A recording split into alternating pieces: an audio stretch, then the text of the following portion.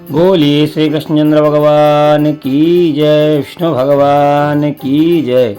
आषाढ़ मास के कृष्ण पक्ष की एकादशी योगिनी एकादशी का महात्म्य और कथा। युधिष्ठिर ने पूछा, वासुदेव, आषाढ़ मास के कृष्ण पक्ष में जो एकादशी होती है उसका क्या नाम है? कृपया उसका वर्णन कीजिए। भगवान श्री कृष्ण बोले, नृपश्रेष्ठ, आषाढ़ मास के कृष्ण पक्ष एकादशी का नाम योगिनी है। ये बड़े बड़े पातकों का नाश करने वाली है। संसार सागर में डूबे हुए प्राणियों के लिए ये सनातन नौका के समान है। तीनों लोकों में सारभूत व्रत है। अलकापुरी में राजाधिराज कुबेर रहते हैं। वे सदा भगवान शिव की भक्ति में तत्पर रहने वाले हैं। उनके हेममाली नाम वाला एक यक्ष सेवक था जो पूजा के लिए पुष्प लाया करता था।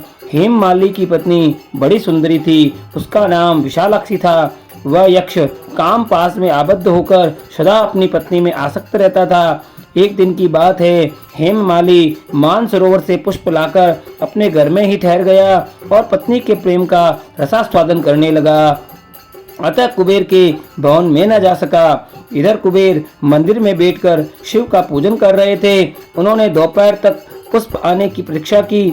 जब पूजा का समय व्यतीत हो गया तो यक्षराज ने कुपित होकर सेवकों से पूछा, यक्षों, दुरात्मा हेममाली क्यों नहीं आ रहा है? ये बात का पता लगाओ।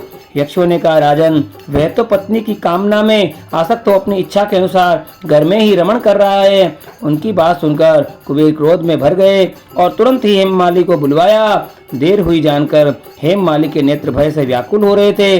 वह आकर कुबेर के सामने खड़ा हुआ। उसे देखकर कुबेर की आंखें क्रोध से लाल हो गई। वे बोले, ओ पापी, ओ दुष्ट, ओ दुराचारी, तूने भगवान की अवहेलना की है। अतः क्रोध से युक्त और अपनी उस प्रियतमा से वियुक्त होकर इस स्थान से भ्रष्ट होकर अन्यत्र चला जा। कुबेर के ऐसा कहने पर वह स्थान से नीचे गिर गया। उस समय उसके हृदय में महान दुख हो रहा था।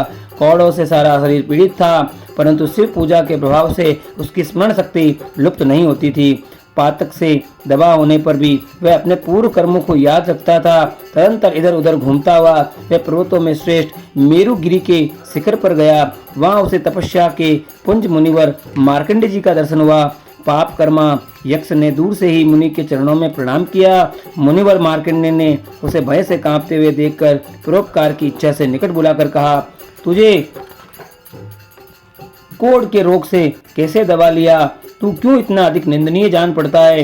यक्ष बोला, मुने, मैं कुबेर का अनुचर हूँ। मेरा नाम हेममाली है। मैं प्रतिदिन पारस सरोवर से पुष्प ले आकर शिव पूजा के समय कुबेर को दिया करता था। एक दिन पत्नी सहवास के सुख में फंस जाने के कारण मुझे समय का ज्ञान नहीं रहा।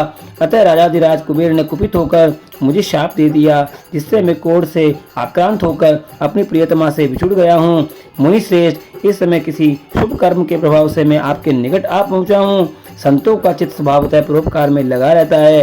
ये जानकर मुझ अपराधी को कर्तव्य का उपदेश कीजिए। मार्कंडेय जी ने कहा, तुमने यहाँ सच्ची बात कही है, असत्य भाषण नहीं किया है, इसलिए मैं तुम्हें कल्याणप्रद व्रत का उपदेश करता हूँ। तुम आषाढ़ मास के कृष्ण पक्ष में योगिनी एकादशी का व्रत करो। इस व्रत के पुण्य से तुम्हारी क्रोध निश्चय ही दूर हो जाएगी। भगवान श्री कृष्ण कहते हैं, ऋषि के ये वचन सुनकर हेममाली दंड की भांति मुनि के चरणों में पड़ गया। मुनि ने उसे उठाया और उससे उसका बड़ा हर्ष हुआ। मार्कंडेय जी के उपदेश से उसने योगिनी एकादशी का व्रत किया, जिसके उसके शरीर की कोढ़ दूर हो गई। मुनि के कथनानुसार उस समय उत्तम व्रत का अनुष्ठान करने पर वह पूर्ण सुखी हो गया। नृपश्रेष्ठ, योगिनी का व्रत करने से बताया गया है, जो 88,000 ब्राह्मणों को भोजन कराता है, उसके समान ही फल उस मनुष्य को मिलता है जो योगिनी एकादशी का व्रत करता है। योगिनी महान पापों को शांत करने वाली और महान पुण्य देने वाली है। इसके पढ़ने और सुनने से मनुष्य सब पापों से मुक्त हो जाता है। बोलिए श्री कृष्णचंद्र भगवान की जय, विष्णु भगवान की